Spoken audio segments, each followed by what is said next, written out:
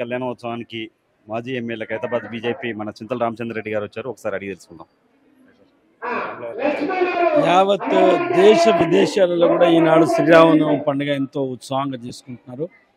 మొదటిసారి గత జనవరి 22వ తారీఖు నాడు 500 సంవత్సరాల యొక్క కృషి ఏదైతే రాముడు టెంట్లో ఉండి పందిరిలో ఉండి ఈనాడు భవ్యమైనటువంటి మందిర నిర్మాణం చేసుకొని వారు జనవరి 22వ తారీఖు నాడు ప్రాణప్రతిష్ఠ చేసుకున్నటువంటి బాలరాముడు జరిగిన తర్వాత మొట్టమొదటిసారిగా ఈ శ్రీరామనవమి పండుగ మనం దేశం మొత్తంలో కూడా జరుపుకుంటున్నాం. కాబట్టి ఎంతో ఉత్సాహంగా చూస్తున్నాం. మహిళలను చూస్తున్నాం, యువకులను చూస్తున్నాం, పెద్దవాళ్ళను చూస్తున్నాం. భక్తి శ్రద్ధలతోని రామచంద్ర ప్రభు, సీతమ్మ వారు, లక్ష్మణస్వామి, ఆంజనేయ స్వామి వారిని ఏ రకంగా సేవించుకున్న వాడవాడలో కూడా కళ్యాణాలు జరుగుతున్నాయి. ఈ భక్తి భావన దేశ సాంప్రదాయాన్ని, దేశ సంస్కృతిని, దేశ హితాన్ని గురించి బాగా పనిచేస్తుంది.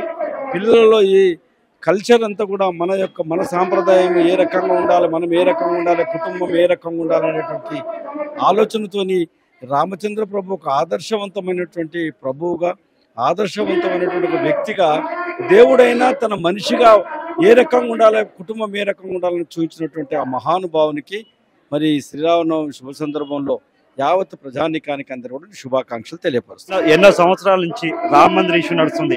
అలాంటి రామ మందిర్ అయోధ్యలో ఈ రోజు మోడీ గారి ఆధ్వర్యంలో నిర్మించారు.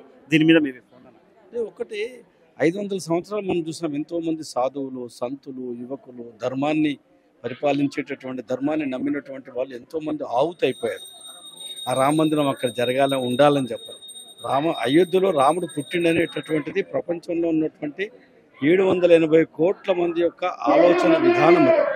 కొందరు ఓట్ల సంతుష్టీకరణ, ఓట్ల రాజకీయం చేస్తూ 500 సంవత్సరాలు అంటే బ్రిటిష్ వాళ్ళు పరిపాలించిన, అంతకుముందు మరి యూదులు పరిపాలించినా, ఎవరు పరిపాలించినా కానీ 75 సంవత్సరాలు మనం పరిపాలించుకున్నా రామ మందిర నిర్మాణం కాలేదు. కానీ ఒక్క నరేంద్ర మోదీ గారి నేతృత్వంలోనే ఈనాడు ఏ ఒక్క చిన్న గొడవ లేకుండా రాముని యొక్క మందిర నిర్మాణం జరిగింది. ఇదందరికీ కూడా మంచి సాంప్రదాయం. కుల మతాలకు అతీతంగా జరుగుతున్నటువంటి పండుగ, కుల మతాలకు అతీతంగా నిర్మాణమైనటువంటి మందిరం.